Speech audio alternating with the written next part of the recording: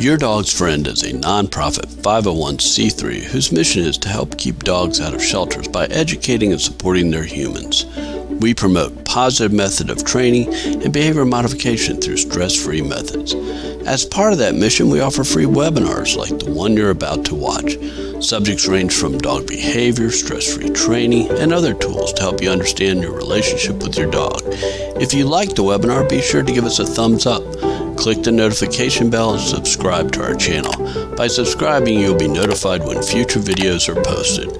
Now enjoy the webinar. Hello, everyone. Welcome to another webinar sponsored by Your Dog's Friend. Our speaker today, Colleen Campbell, is a certified dog behavior consultant and trainer and the owner, trainer of Positive Interactions Dog Behavior and Training in Montgomery and Bucks County, Pennsylvania. She is here to discuss why targeting, also known as touch, is one of the most useful, versatile, and fun skills that you can teach your dog. Many of you may not know that Your Dog's Friend is a nonprofit and that your donations help support these webinars and our other free services. Please consider going to the homepage on our website, yourdogsfriend.org, where you will see a donations icon in the top right corner. We appreciate your support. I know that we will all learn a lot from today's webinar, and it's all yours, Colleen. Great. Thanks, Deborah. Hi, everybody. As Deborah said, I'm Colleen Campbell. I just added a little bit of an introduction there. Deborah already covered that, but I did want to mention in the picture there, my two dogs. The red-bone coonhound on the left of the slide is Sedona, and the black lab mix on the right is Buck. And I just want to briefly mention Buck, when we rescued him when he's about 6 months old. Little did we know that he was going to have some fear aggression issues. That, in my experience, I was not a dog trainer yet, but was quite frightening. And I share this with you because thankfully I contacted the rescue. They put me in touch with a positive, reinforcement trainer. And, thanks to her, we worked together, and Buck's come a long way. He's 14 years old now, but, maybe you in the audience might not be experiencing such, significant behavior issues, but whatever, problem behaviors you might be having, I understand the frustration you might be feeling, disappointment maybe.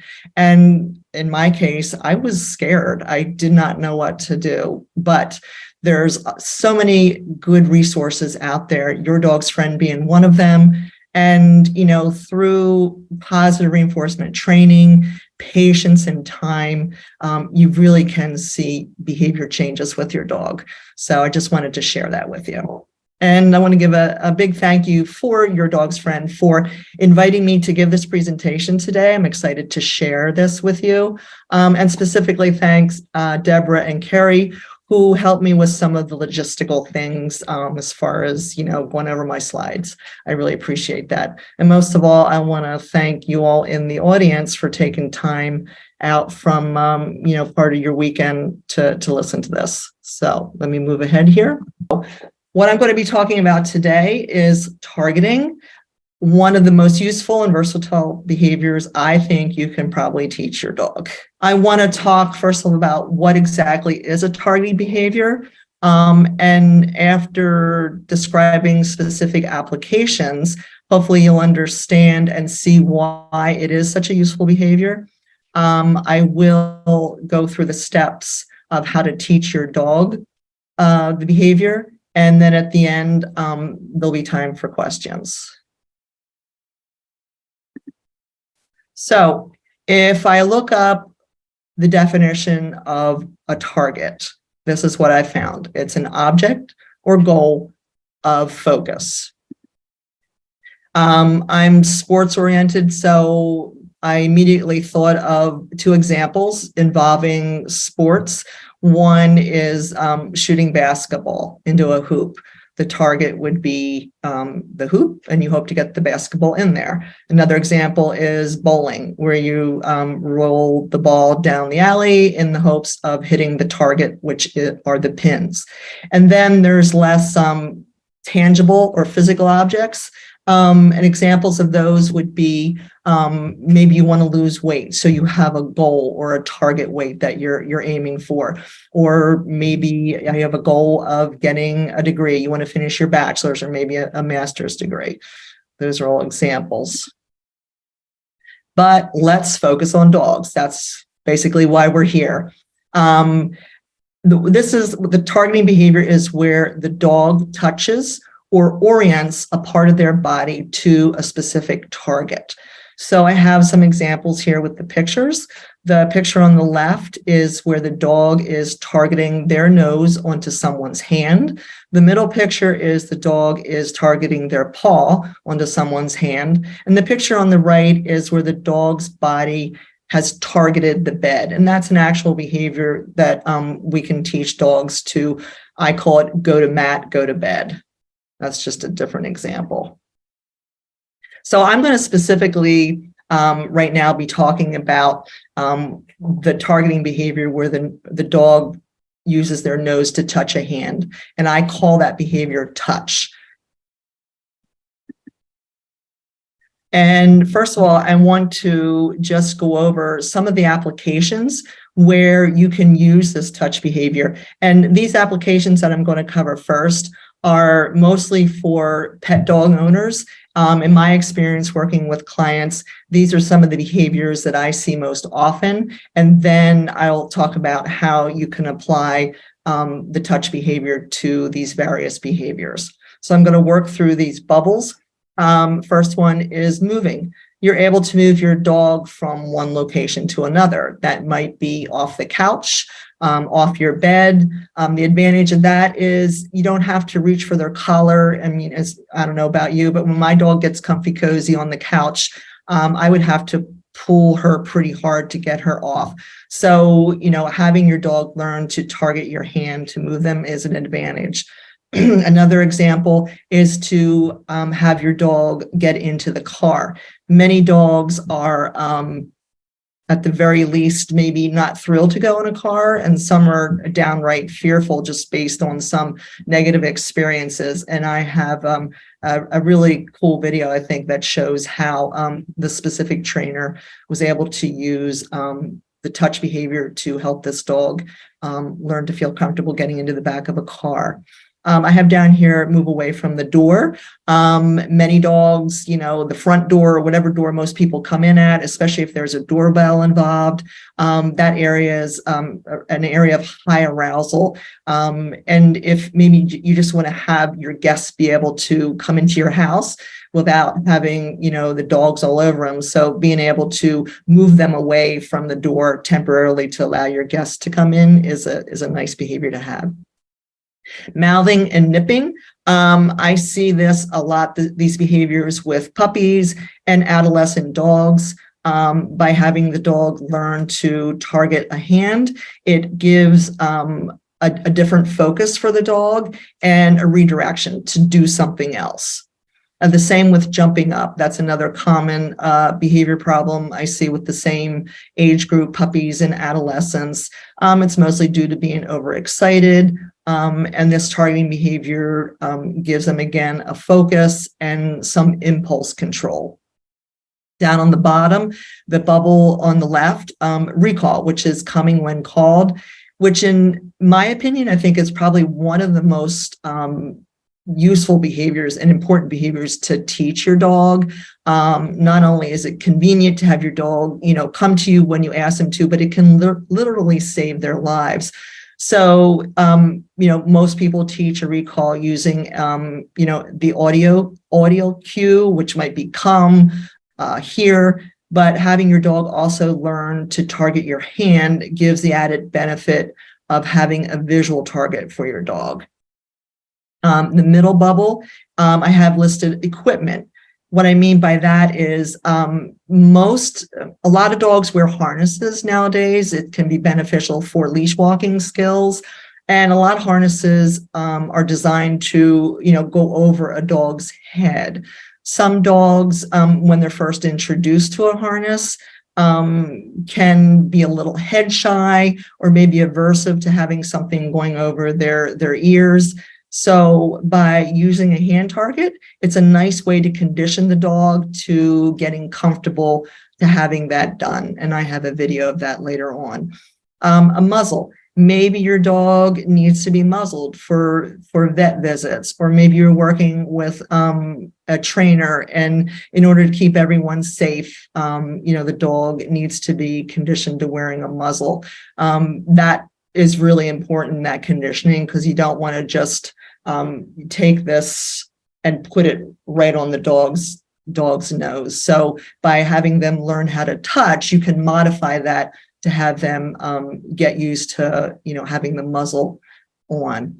And then last is leash walking skills. I use touch to get my dog moving as a visual cue. Maintaining a loose leash, it's helpful for that. It gives a specific target where to be. And maybe your dog is a little reactive or gets a little excited when they see a squirrel or another dog across the street. A touch behavior is a great way to keep their focus on that and not whatever it is that they're seeing across the street. And these are just, again, some pictures of moving your dog off the couch, away from the door, off the bed. And I didn't mention this in my bubble, but out of a tight space. This I'm thinking specifically when I have clients that have, 2 or more dogs in the house that maybe are having some issues getting along. And a lot of times the altercations can occur when there's tight spaces in a particular room. And having the dogs learn how to touch a hand is a nice way to diffuse a situation and move one or both dogs, out of that tight area. All right, so I'd like to show a few videos. The first one I want to show you is where the trainer is she uses a fist as her hand target for her dog, but she does pretty much a rapid succession of presenting her fist to keep the dog moving. It's an example of that. And then she also does an example where she uses the hand target to move the dog from one area to another. So let me show you that. Transport your dog. That means to bring him from one place to the other without having to use a collar or a leash or anything like that. So if I want to, just going to reward Whip right here. Being such a good girl. If I want to move him across the room, I can have him touch, and move him across that way. If I need him to go a specific place, I can ask him to come over here and basically move my dog around just by using my hand touch, not needing any leash or anything like that.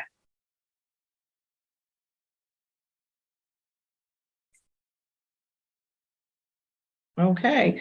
The next movement I want to talk about is helping your dog get into the car. These are just some photographs showing 2 big dogs that somehow got into the back of that station wagon. I'm not sure how. The middle picture is a fairly small dog being able to be lifted into the car. That is certainly one option, but depending on the size of your dog, that may not work for you. And then the last picture on the right is one of the ramps that you can get. They can work. I find them sometimes dogs can be a little frightened by them, I think, because they can be wobbly and they're on the narrow side. So having a dog willingly, get into the car by following your hand target, I think is a really nice way to help your dog do that. So this next video is, let me just give you some background. Sorry, hold on a second. The trainer's name is Kevin, and he's been working with this dog for quite a while. She had, I think Baffin is her name. She had quite an aversion, a fear of getting into the car. So there was a history of that he had to start working on. And he started working with her quite a distance from the back of the car, and mentioned that he had to actually move her parallel to the car, because if he tried to move her towards the car perpendicular, she was not comfortable. So there was a lot of practice sessions, having her target and slowly moving, closer and closer to the back of the car. You'll see that he's eventually able to lay his forearm with his outstretched hand in the back of the car. Bathen's able to target that, and then he moves his hand further into the back of the car, and she does jump in. So let me see if I can play this. That's a great thing to do. So far, what we've been doing is working on hand targeting around the car, and just, take it really slow. This took me about 40 minutes to get her from, not wanting anything to do with the car to actually jumping on the back of the car, which is what you're going to see momentarily. So, take your time, be very patient. If you're not, if you're not in the mood to be patient, or if you're not patient at that moment, just scrap it, because as soon as you lose your patience, and if you're trying to do this when you actually need to go somewhere, you're not going to accomplish it. You're just going to get frustrated, and that's going to really, stifle your progress. So, anyway, moving on to the nenext clip. This is going to be a really short one. I worked on it so much, and I got her to, finally jump into the car, and, just small increments to my end goal. So, I walk her away. I kind of amp her up a little bit, get her a little excited. I walk over to the car, put my hand up. She targets it. I feed her in the car. Once you do get your dog in the car, feed him heavily in the car. You want to do what we call position feeding. So get her up. And this one, she. Okay. I think that's pretty cool what he does there. Okay, next thing is on walks. You can use a hand target for keeping your dog in a position. Typically, we like to teach dogs to walk with a loose leash. And that, depending on the size of the dog, but that's usually within 2 to 3 feet on either side of you.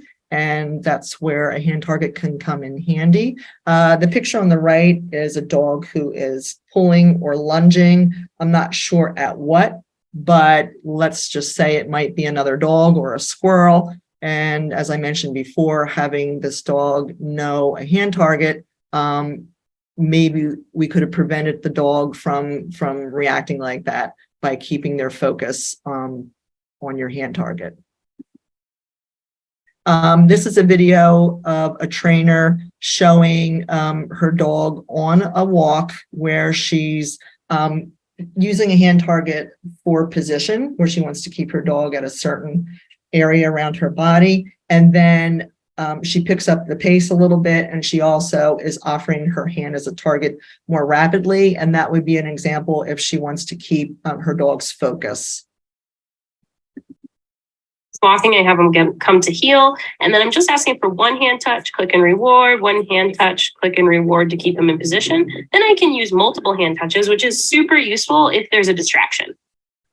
And this is an example of me with Sedona, and I'm using a hand target along with the verbal cue of let's go, just to get Sedona moving, which isn't always easy. Thank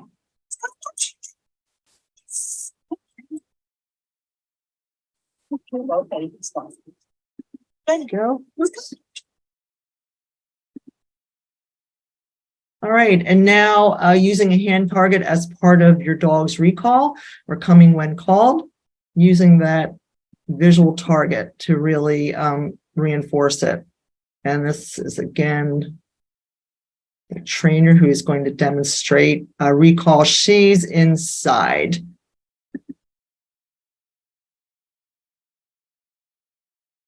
But I think it's really important for your dog to recall to hand and not be ambiguous about what you want. So if I call my dog to me, I'm going to say, Jake, come, put hand. He touches my hand, I click, and I reward. Okay, now that, as I said, that was indoors, very little distraction, and a fairly short distance. This next video is outside, a longer distance, She does have a long line on the dog, which is important, you know, when you're practicing this behavior, if you're not in a safely enclosed area with a fence. She does drop the dog's leash, but I'm assuming, and he does very well with this recall. Let's just watch this.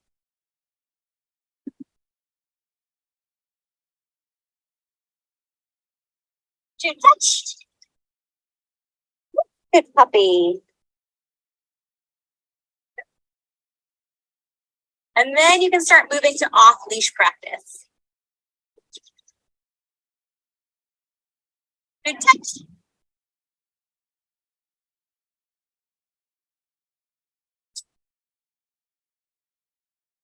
Or She explains later that the dog took a little bit longer because I think she left her water bottle and he was checking that out first. All right, the next behavior area I'd like to cover is over-arousal or excitement that can result in jumping and mouthing. And the advantages of having your dog, you know, learn to target your hand is for redirection and focus. So this next video shows a little scrappy dog who's not really jumping up and mouthing, but I just want you to see how the trainer uses hand targeting in various positions and is able to really keep the dog's focus on the touch behavior.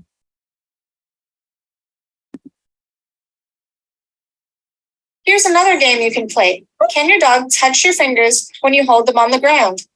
Can your dog touch your fingers when you hold your fingers slightly above their head? Can your dog touch your fingers when you hold them in any location? Here's another great game to play. Can your dog leave the treats in your hand to touch your fingers?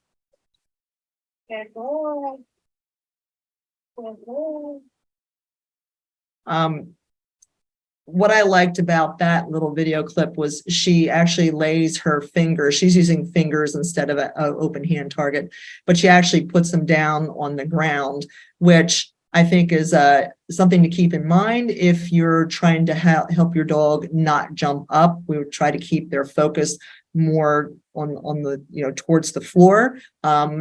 Not that you necessarily have to, put your hand down on the floor, but maybe just keeping your hand target lower than what you normally would help to keep your dog's focus, down and discourage jumping.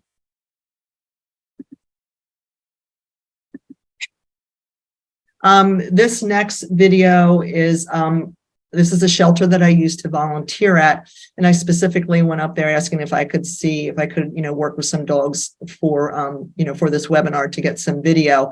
This dog here, she doesn't know me. We literally went up to the kennel and brought her down to the training room. And again, she's not jumping up or mouthing me, but I just wanted to show how I could keep her focused and keep her on, I asked her for a touch and she was able to do it.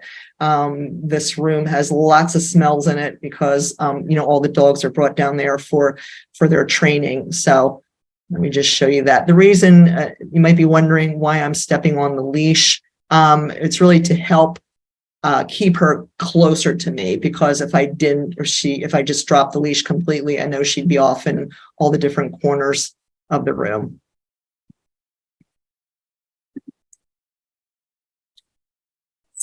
Oh, so good. See if I can sound a little bit more.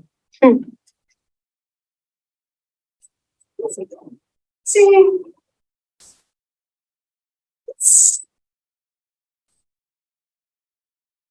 No? Okay, the next thing is conditioning your dog to various pieces of equipment, whether it's a collar that, slips over the head. Most collars don't do that anymore. I think most flat collars have some type of, like a snap that you can open. But specifically the harness that I mentioned before, most of them go over the head. And then there's a picture of a dog wearing a muzzle. So the next two videos are of my dog, Buck. And Buck's 14. He's been wearing a harness for a long time, probably at least 12 of those years. So he's very conditioned and used to wearing it. But what I want to point out is that, when you're introducing the harness to the dog, ideally you want the dog to learn to be comfortable to put their head through the loop of the harness instead of you moving the harness over their head. It just gives them some agency and can help them feel more comfortable with the whole process. So I do that in the beginning, and then towards the end of the video, I just, slide it over Buck's head because he's so used to it. I wouldn't move that quickly if I were working, with a dog who has never worn a harness before.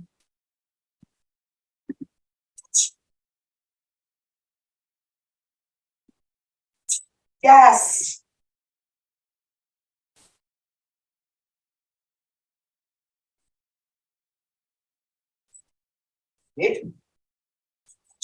Yes.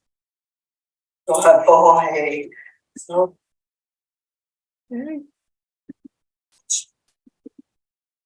And this next one is, I have a muzzle. Buck, because of his fear aggressive behavior, learned a long time ago. I conditioned him to wearing a muzzle for vet visits. So again, he's very familiar with it, but I use a cue, a verbal cue. I think it's through. And the idea with having the dog know a touch behavior is that if, your hand is holding or cupping the muzzle, there's a familiarity in having them place their nose into the muzzle and seeing your hand on the other side. Now, let me just say that prior to that step, there's a lot of other conditioning that goes into getting up to that point. Just let me show you.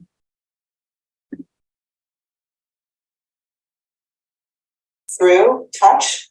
Yes.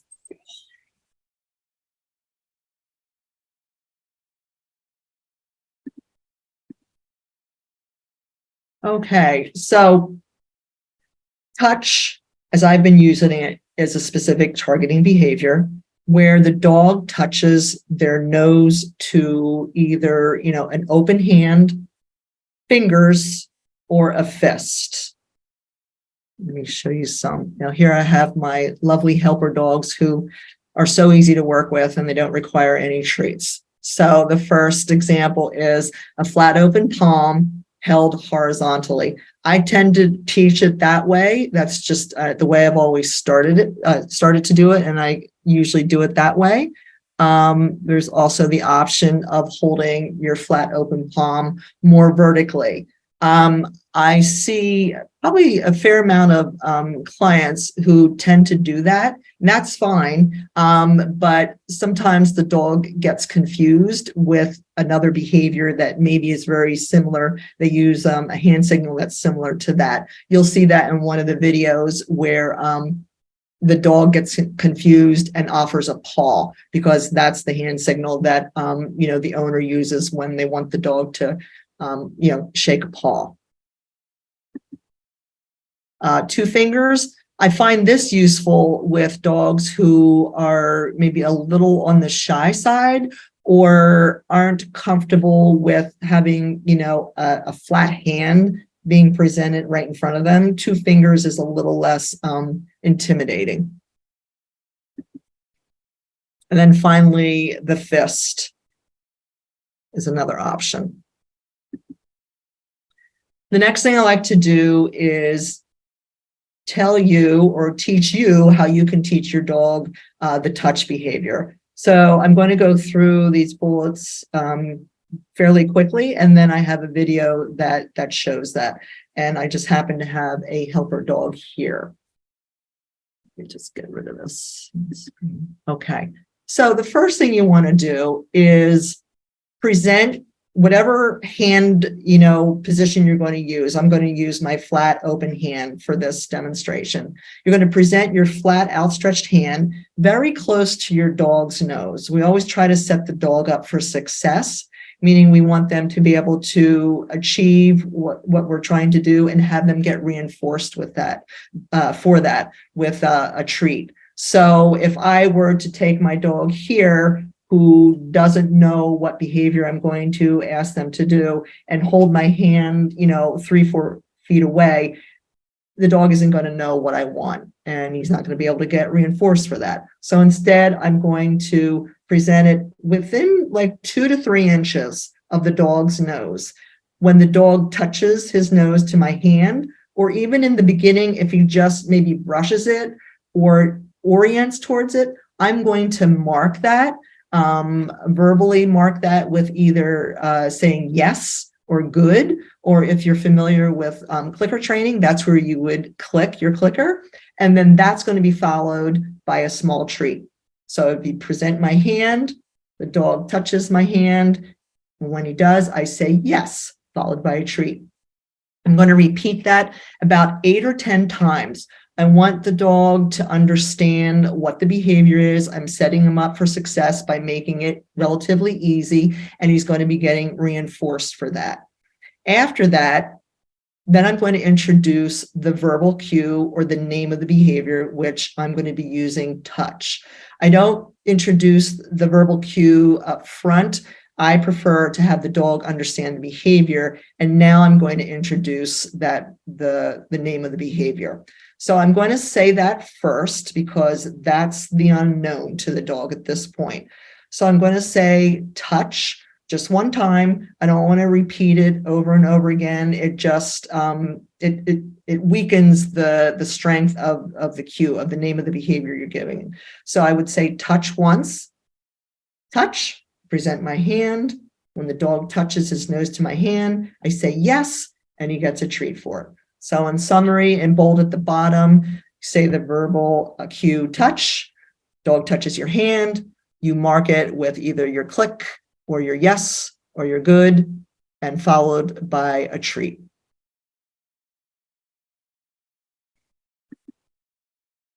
After that, I'm going to start to gradually increase the distance between where I'm presenting my hand and the dog's nose.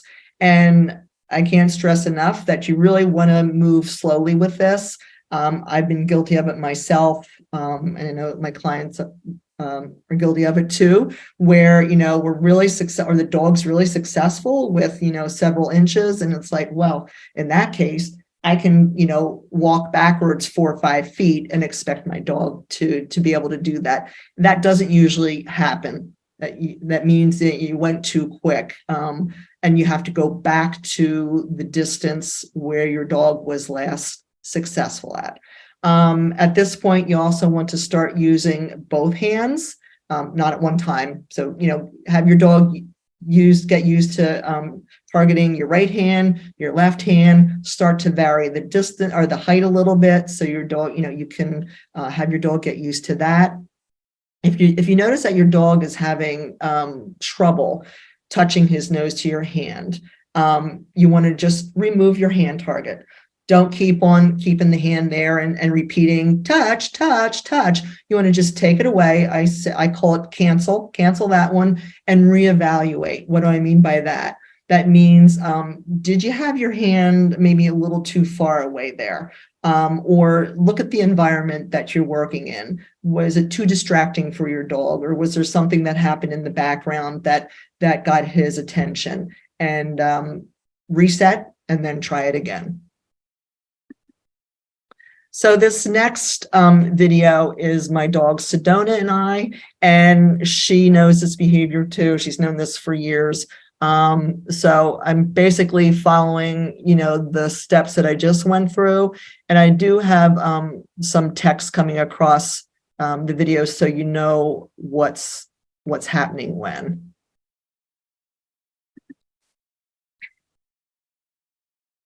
Yes.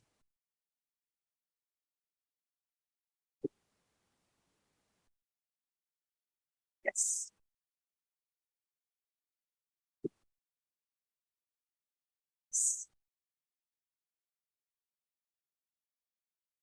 Yes.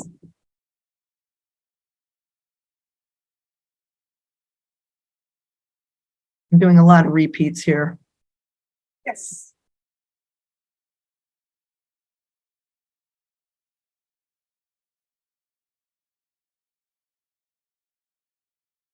Yes.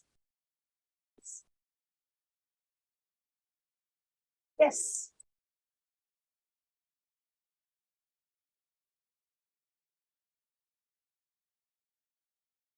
Yes. Yes. Yes.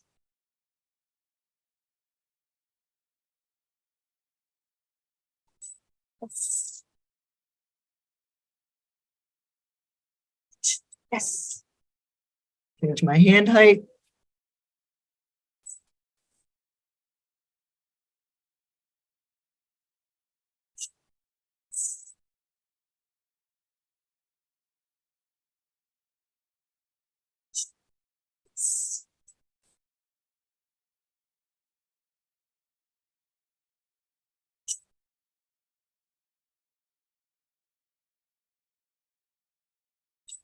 Yes.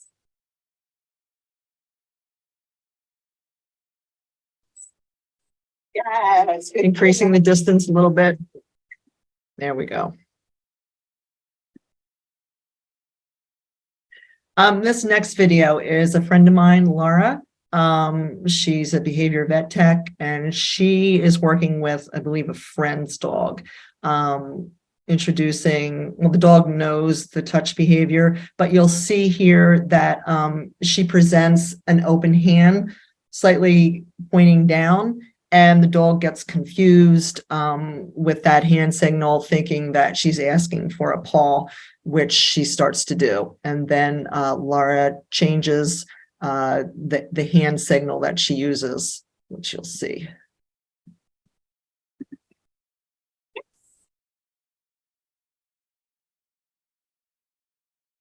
Just you know, paw. Okay. All right, we're gonna change it up. You ready? Here we go. Yes. Good. Yes. Yes.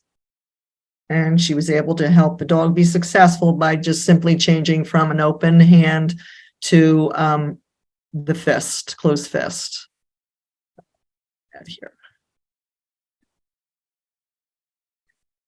All right, and now I want to just go over some additional applications of where you might be able to apply or use the touch behavior. So the first bubble I have circled here are behaviors including shyness, fearful, reactive, and barking. Let me just explain some of that. If you have a dog who's shy, it can be difficult for them to maybe go and go to somebody, even though they would like to. So having your dog learn the touch behavior, you can actually ask the person or tell them what you would like them to do. And, you know, by either presenting a hand or a fist or whatever it is that your dog knows, and say to your dog, go say hi. And it eliminates people from strangers from reaching for your dog, which a lot of times is what makes the dog uncomfortable. So just, you know, a hand that's presented or a fist or two fingers, and allowing the dog just to go over, touch it, and then move away again from the person that they're meeting. Let me show you this video. This demonstrates it pretty well. Yes, very good job. Awesome. Jessie, go say hi. Yes, good girl. Very good. Jessie, go say hi. Yes. What I like about how Laura does this is she reinforces the dog by giving the treat away from, the stranger, if you will. And what that does, it really allows the dog to put some space between, them and this person that they might not be fully comfortable with. It just takes some of the pressure off the dog. Yes. This is another video demonstrating the same idea. Go say hi. Let me have you watch it first before I make any comment. Where the dog goes up to that person, touches their hand, gets a reward, and then you ask them to touch back. So she goes back and forth. This teaches her that she can both approach and move away when she wants. That's what I just said in the previous video that I really like, having the dog being able to move away. What I would prefer that instead of the stranger giving the treat, I prefer that the dog goes back either to their owner to get the treat or the treat's tossed away. The reason I say that is sometimes dogs who are a little shy or fearful might really want the treat that the stranger's offering, and then the dog gets maybe close up and realizes like, oops, I'm a little too close, but I really want that treat, and bites can happen that way. So I think it's just safer and less pressure on the dog to do what I said. Either the owner gives a treat or it's tossed away.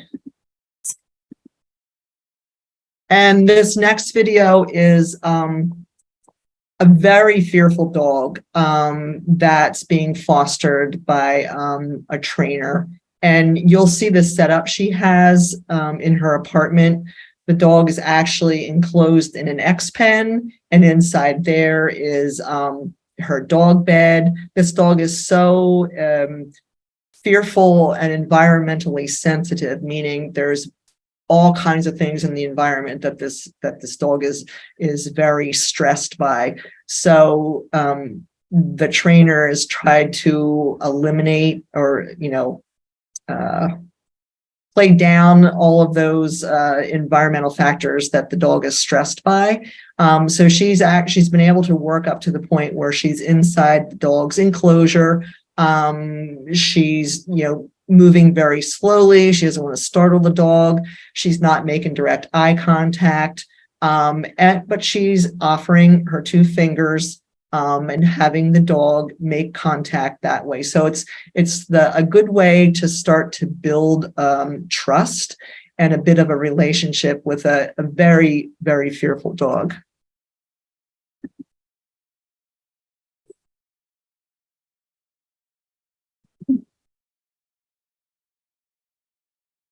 Not quite comfortable there.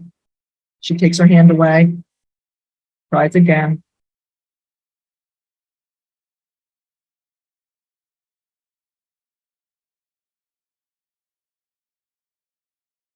Not comfortable.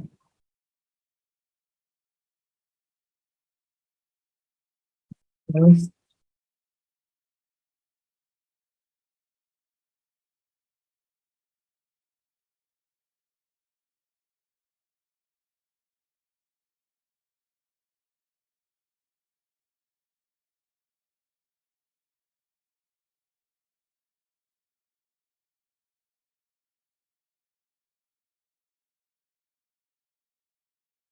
Yeah, she slowly presents her fingers so as to not startle the dog.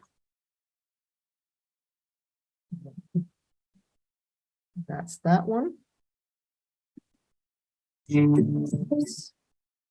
All right, and this next video is a demonstration of this trainer who does a fantastic job with her dog, demonstrating the many different ways she uses the touch behavior, but specifically, I'm going to refer to it if you have a dog who's, reactive.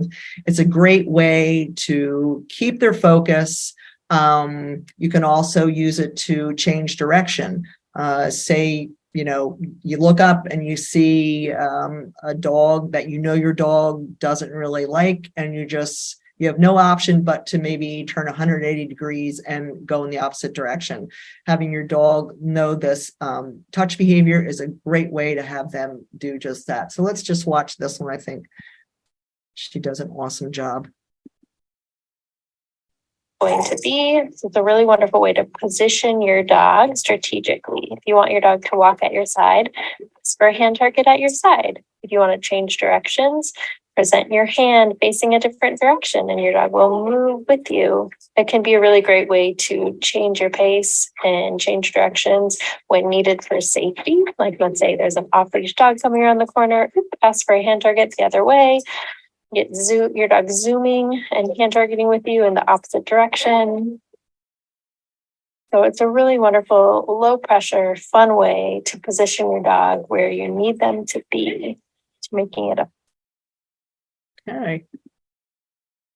hand. And this next video, this I thought was interesting and very clever. This trainer specifically is giving an example where I think this might have been made during the pandemic when so many of us were, not going into work and, Zoom meetings were happening every day, all day. So she's talking about like, if you're on one of these Zoom calls and maybe your dog starts to bark or is getting into something that you really don't want them to, you might not be able to, speak because, you're on this call and interrupt your dog from what they're doing. So she shows this really neat way where she snaps her fingers to get the dog's attention. And then because the dog knows the touch behavior so well, she then follows the snap of the fingers with an immediate hand presentation. The dog touches and she's able to redirect the dog from, whatever the distraction might be. Let me just show you that. I'm going to snap my fingers and then I'll cue. But he already knows the visual hand signal. So this is simply a cue transfer. So the sound gets his attention. The visual says, hey, this is what I'm wanting you to do. And so that works out great. Yes. Good job. So we'll do that with tossing the treat next. Yes. Find it. Yes. Good boy. Find it. And that's all there is to it. So you want. I thought that was pretty cool. She actually says later that she thinks she made a short webinar called something like how to survive Zoom meetings without losing your job, specifically when living with dogs. Hi, this is Grisha. And the next bubble of behaviors that I wanted to talk to you about is husbandry. That includes veterinarian visits, going to the groomer, or if you do some of the husbandry at home, such as nail trims, or maybe your dog has an ear infection that requires drops. Having your dog learn to target either your hand or what's called a chin rest can be so useful in what's called cooperative care. And this is really, taken a hold in the, the veterinarian world as far as having the dogs give consent instead of just doing things to the dog or, maybe having to restrain them for that. This really is an option to give the dog consent to say, basically that they're okay with what's being done and things can proceed. And the agreement is that, let's just say the dog's learned a hand touch. So as long as the dog's nose stays against the palm, that means the dog is giving consent to continue. As soon as the dog moves away from that hand, everybody's got to stop what they're doing. That's the agreement. And then, you give the dog a break, reset, and the start button for the dog is, I'm okay, let's get going. They put their nose back against the hand and you can proceed with whatever procedure you were working on. So let's see, this is just some pictures, dog on the scale, having his nails trimmed and getting ready to be examined by the vet. So this first video, the dog has learned to target the woman's hand and to sustain that hold. This is a mock setup. This is not at the veterinarian's office, you can see. And there's a man on the other side of the dog who has a stethoscope, and he proceeds to place a stethoscope on the dog's chest to pretend like he's listening to heart and lungs. And you'll see that at one point, the dog pulls back, moves away from that hand, and everybody stops, hands off, and let the dog, resume with the nose touch, and then they can resume with what they're doing.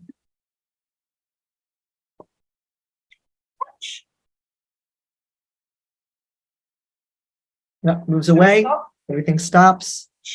Then we try again. Dog's holding that hand target.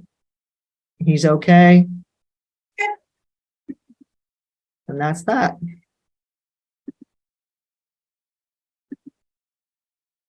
This next video is Shirok with his dog, and this is an actual injection. You must be at the veterinarian office. That's the tech, I guess, giving the injection. But again, the dog has learned to hold a sustained hand target, and if the dog were to pull away, then things stop.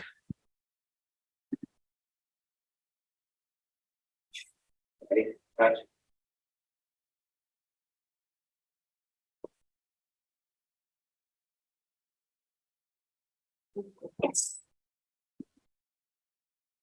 What a nice way to have our dogs have procedures done. And this next one is again of Shirok.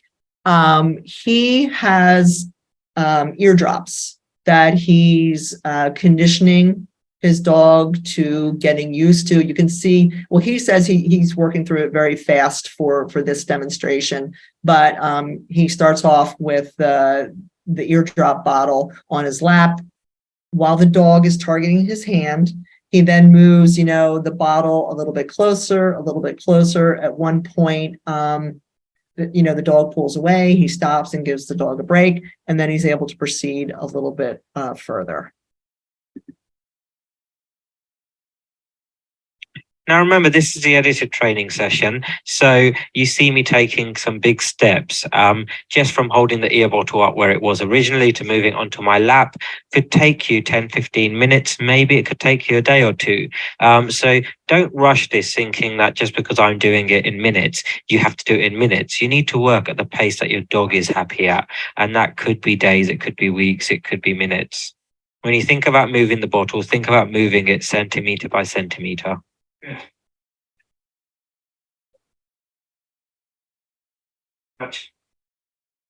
Parrot in the background. Also notice that I am pushing him a little bit too much here because you see his ear flinch. He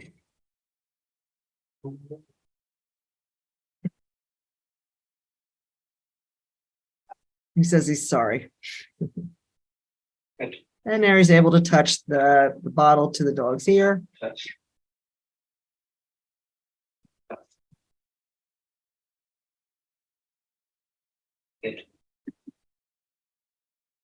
All part of the conditioning process to have the dog get used to and be comfortable with having drops eventually put in their ear. And then I'm going to just cover some of these additional areas that are more advanced as far as applying, a targeting behavior, but I find them very interesting, and I hope you do too. That includes agility, service dogs, parkour for canines, and just fun. So let's take a look at that. So the first one is agility. This is a video of a friend coworker who does agility herself. This is her newest dog, Franco, and she's friends with this gentleman, Ron, I believe is his name. And they don't have, when I say they don't have a good relationship, it's not a strong relationship because Ron only gets to work with Franco about once a week. And Heather said also Franco doesn't have the best recall. So he does have a good, strong touch. You'll see Franco starts to go through the weave poles, and about 3/4 of the way through, he hesitates and stops. And Ron is able to, use, it's a modified hand touch. The dog does not come over and actually touch his hand, but it's a directional cue, if you will. Let's see.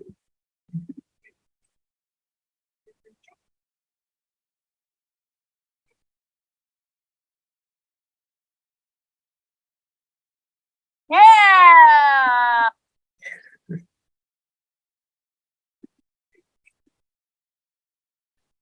Next is canine parkour. I don't know if how many of you are familiar with this. There's human parkour and canine. And the idea of the canine parkour is to use things in the environment, mostly outside to my knowledge, that the dogs can do things with, such as walk across a wall, or at this video here where the dog is going underneath the bench of that picnic table.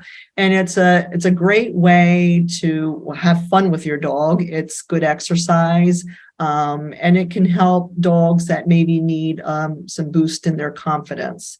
So I just wanted to share just a couple of quick videos that show how the trainer is using a modified hand target to have their dog do these various moves.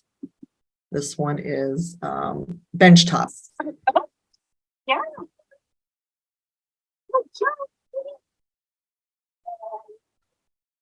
Yeah. This one.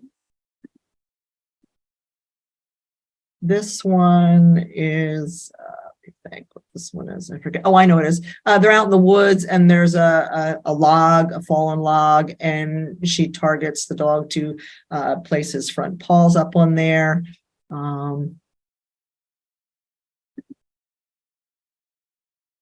Yes. Okay.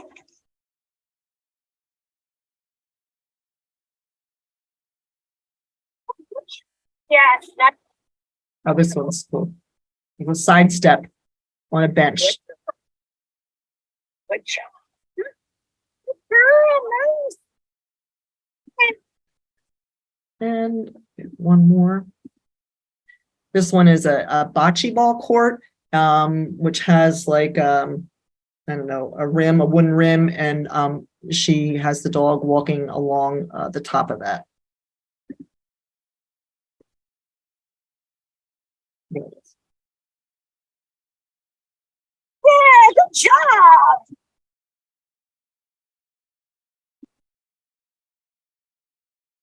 And then just for some fun, these are tricks.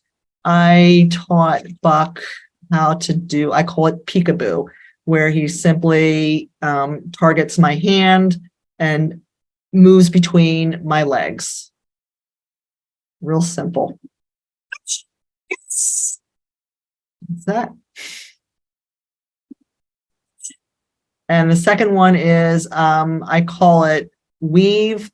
Buck knows this without me having to, put my hand down as a target, just because he's done it for so long. But for demonstration for this webinar, I wanted to show you what that would look like if I was just teaching it to him. Touch.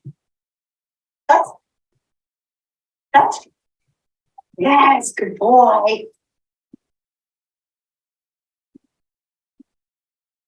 And finally, this is Buck again, where he learned how to target the door to our pantry and shut it with his nose. And that was done, he had a good, strong hand target.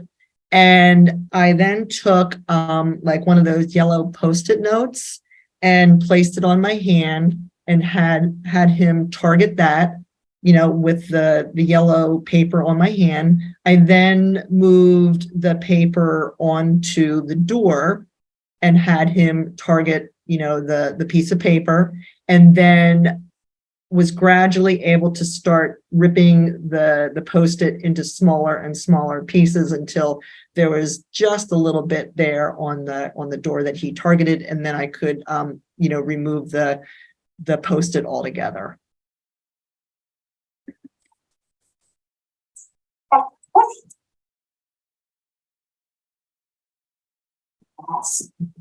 Oh, great. He's so food motivated there. All I cared about was getting the treat. You can see he just kind of really quick with his nose, and then like, hey, where's my treat?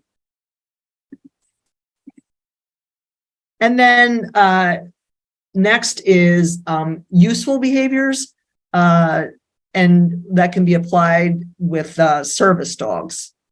This first one is the dog targeting the drawer and pushing it shut.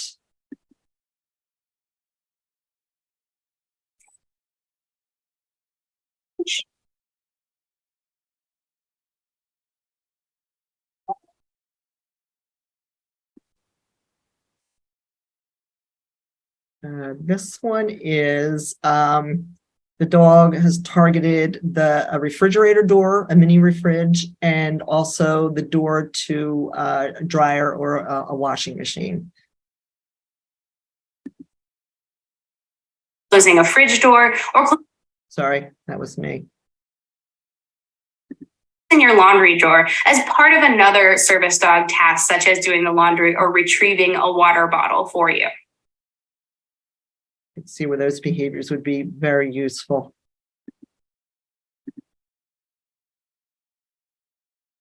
And I don't have videos of this. When I did volunteer at the shelter, I found a targeting behavior could be useful for shy and fearful dogs, as I already, went over before.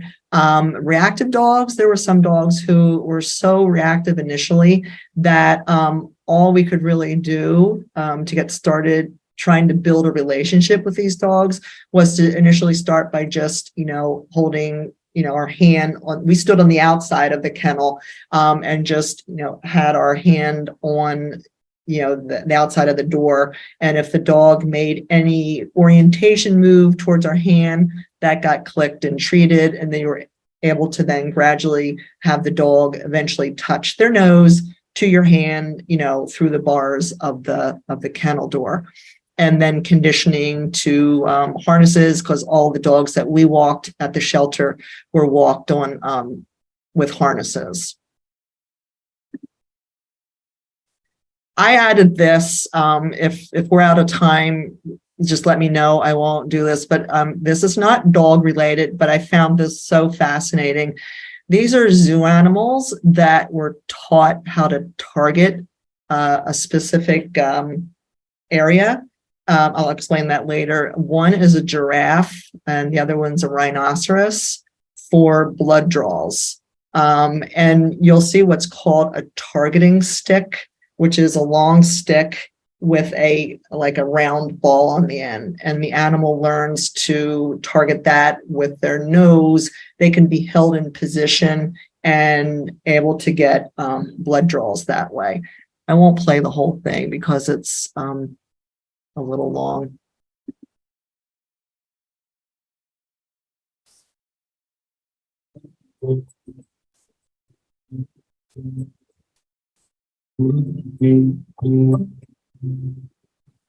The target stick. The blood draws are voluntary. It takes us a bit of time to build up that trust.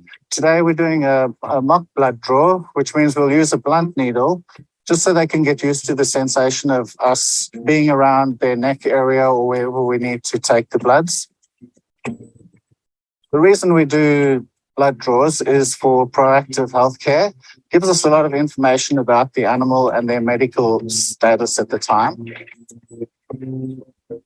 We need to reinforce the animals. So the person up front will reinforce them with their favorite food. The gates and doors are open, so they can leave at any stage that they want to. So I just thought that was fascinating, and I wanted to share that one with you. And there's just one more. This is a giraffe who needs his hoofs, I think it's called a hoof, their foot trimmed. And the giraffe has learned to target that stool down there by putting their foot on that. And then the veterinarians, technicians are able then to, shave his hoof that way. Just play this.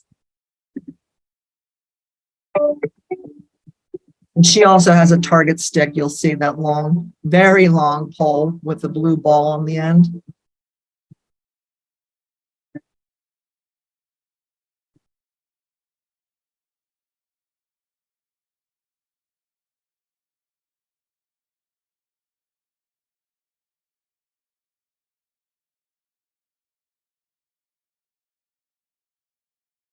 First to put his foot up there.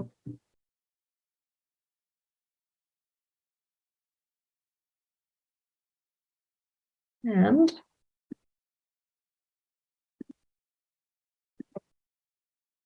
that's it. Thank you so much for listening. I hope. Thank you. We have some questions. Okay. How do you teach hold, and how long is it reasonable to have the dog hold? The way I would go about teaching the dog to sustain that their nose against your hand is to gradually reinforce for longer and longer durations. Meaning, so say your dog now knows to touch your hand. So this time, instead of marking it, maybe I'll just hold off a beat. So yes. And repeat that. And now the next time I'm going to hold off even just a little bit longer. Touch. Yes. So you're gradually building in, longer and longer periods of time before the dog gets reinforced. What's a reasonable amount of time? I wouldn't expect a dog to be able to hold a touch like that, especially in the environment of, a veterinarian's office where, there's probably some degree of stress. I would say just long enough maybe to do a certain, short procedure. And I would say probably 30 to 45 seconds. And it might depend on the dog too. I would say, watch the dog, and, you would know your dog, what you've been able to work on at home prior to having some of those procedures done. Hopefully that answers your question. Yeah, I think so. It's just a gradual extending of time and rewarding.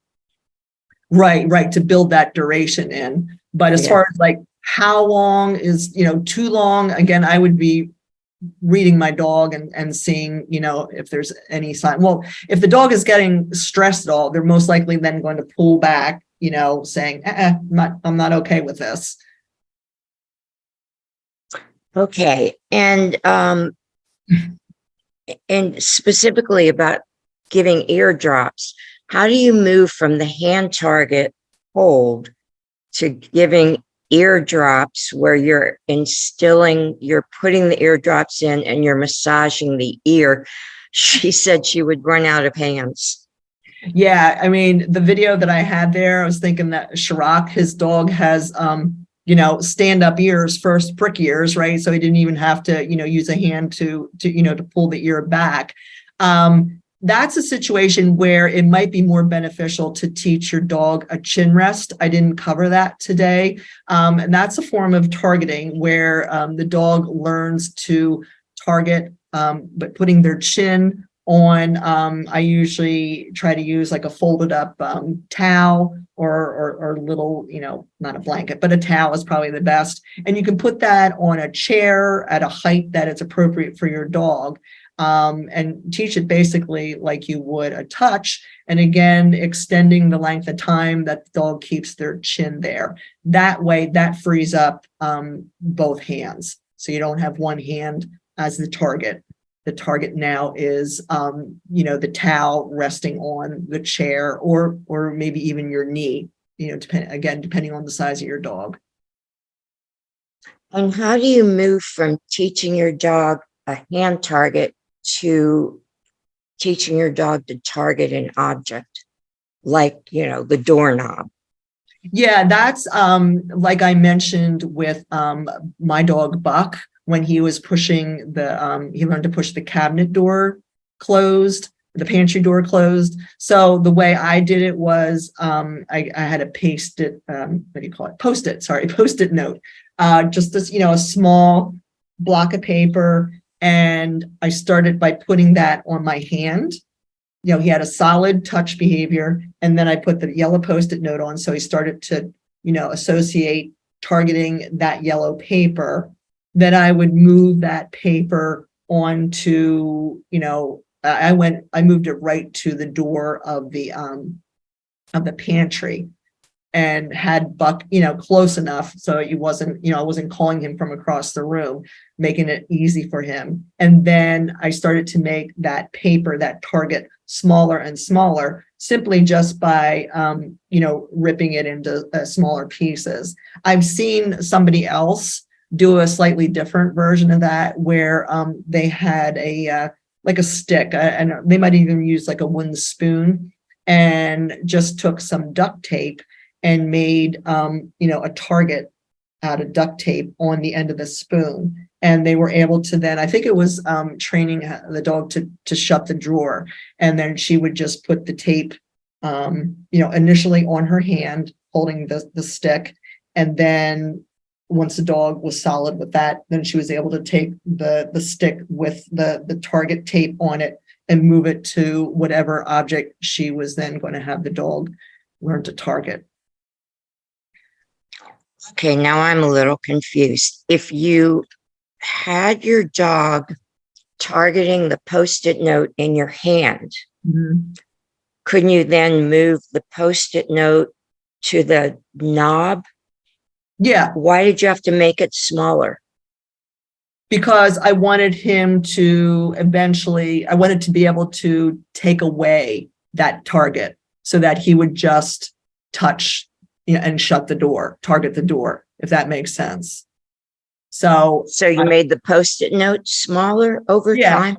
Yeah. So instead of that, instead of that square like this, let's say, so over time, then maybe I ripped it in half. So it was half the size, and then repeated that, and then maybe made it half of that size. And then just I didn't make it minuscule, but just got it down to, a smaller. I get it now. Makes sense. And then once you had your dog targeting the door, how did you teach him to push it? I think for Buck, it was almost a natural, when he targeted my hand, he gave a good solid push, you know what I mean? And then I would initially, would mark and reward just for him touching the door. Right. And then once he was, solid with that, then I would hold off until, I saw a little bit more of a push, and I'd reward that. And then, a little bit more of a push until he was given a good solid push with his nose to shut the door. Okay. Are there dogs, though, that won't have that push instinct? Even when they touch, it's a quick touch? Yeah, I think there are dogs who won't be as forceful. So as far as getting them to push like a door shut or a drawer, I'm thinking that might be more beneficial to use that target stick situation where, you have the tape at the end, and you would hold that, let's just say, against the drawer. And it'd be the same principle. Again, I would say I wouldn't be reinforcing the dog unless I saw movement. And making it initially very easy. So again, like just touching it, I'm going to reinforce that. And then, okay, now I want to see a little bit more of a movement. That's how I would approach that. When you move from the hand where you've taught it before you've added the cue, and then you move to an object, do you then start again where you're not using the cue yet? No, I would still use, like, if you're using the touch cue, right? And then the, you know, the dog is really solid with that. And then we're going to move to a different target, if you will. So I think what I did with Buck, this was a long time ago. I wanted to use the cue push. So I then introduced that verbal cue push as new. So I would say push, touch, because he knew that, and then the behavior. And then eventually I was able to drop the touch cue and just say push, if that makes sense. Yeah. So you had two different cues. One was a hand touch and one was the target touch. Yeah, that's what I just named it that, because I want it to be distinct, and maybe I wanted to remember what I called it. So that's like I said, I just called that push. Okay. We have a question from a dog walker who wants to know if this can be used when you're going in, you don't know the dog that well, the dog's a little reactive, or it's an older dog who's a little blind. Is there some way to use touch to help in situations like that? This would be specifically to walk the dog? Well, yeah, but you have to get the leash and, the whole thing. Oh, so they're talking about, like going into the house and the people aren't there. And well, first of all, the dog would have to know the behavior, right? So if assuming that, you're going into the house and the dog knows the behavior, or if the dog walker, has the time, inclination, can teach the behavior, I think that would be beneficial. I mean, if the dog is reactive to the dog walker, that depends on, I guess, how severe it is. But I think it's a nice way, or it could be a beneficial way to diffuse maybe initially walking into the home. I personally would probably do a treat scatter and then maybe ask for, a touch, and then go from there. And then, if there's issues putting harness on, the video that I had with Buck, that might be an easier way for the dog walker to get the harness on. I wonder if the dog walker couldn't talk to the dog guardian, just because I don't like the word owner, about teaching touch. Can you easily then transfer touch from one person to another person?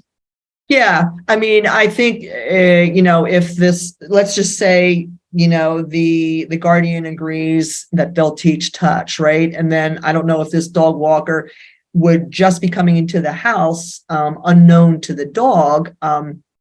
There might be some hesitancy, I think it just depends on the dog, but that should transfer.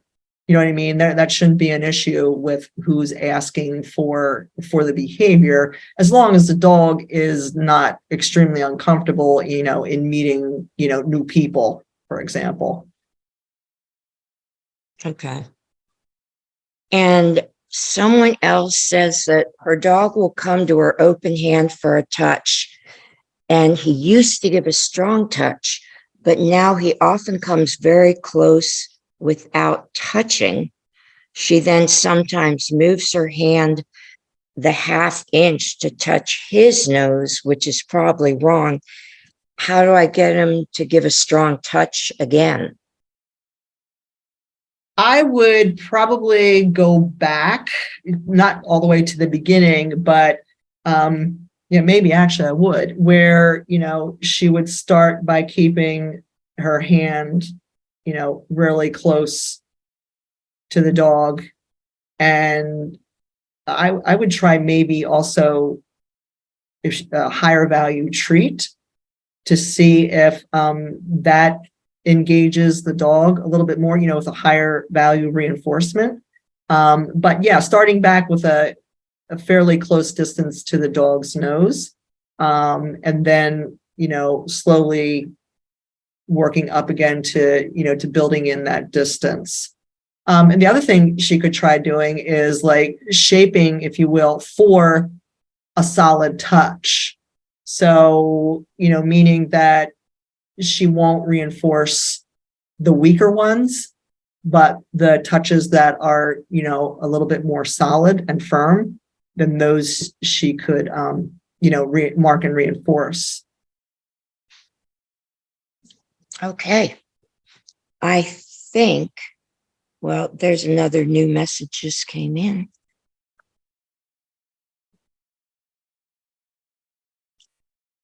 I think that is about it.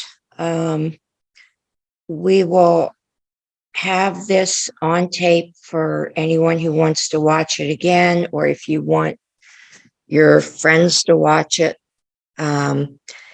It'll probably be up, what's today, Saturday? It'll certainly be up by Monday. And I want to thank you, Colleen. There are all sorts of thank yous in chat. People remembering why they like,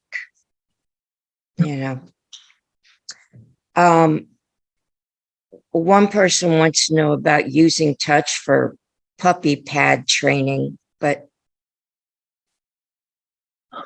I'm not sure why you'd need touch for that. Yeah. Yeah, I'm not sure either what how that would be better, unless she wants to encourage the puppy to go onto the pads. Yeah, you could use touch for that. Sure. Yeah, without having to, position the dog physically. That might be a nice option for the puppy to, to target their hand on the pad, and then hopefully, take care of business, so to speak. I had a trainer friend who would use touch, and she's the only person I ever saw do this. If you had a dog that jumped on you a lot, she would put her hand out away from her body and have the dog jump to touch her hand instead of jumping on her. Yeah. The one video I showed of the little scruffy terrier, she's a Kiko pup. I can't think of her name. Anyhow, she had her hand up. Oh, Emily Larlam. Yeah, yep, that's it. Yeah. A little bit high, so the dog had to jump up. And I thought, I just got done talking about how you could use touch to,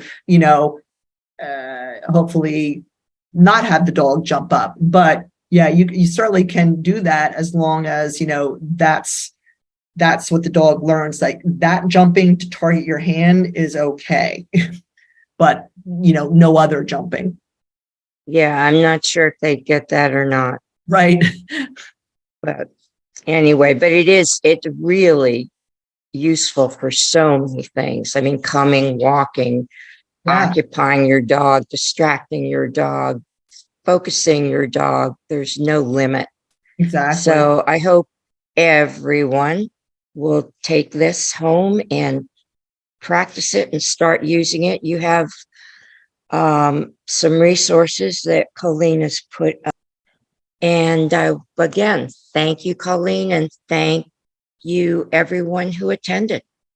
Yes. Bye-bye. Thanks. Bye-bye.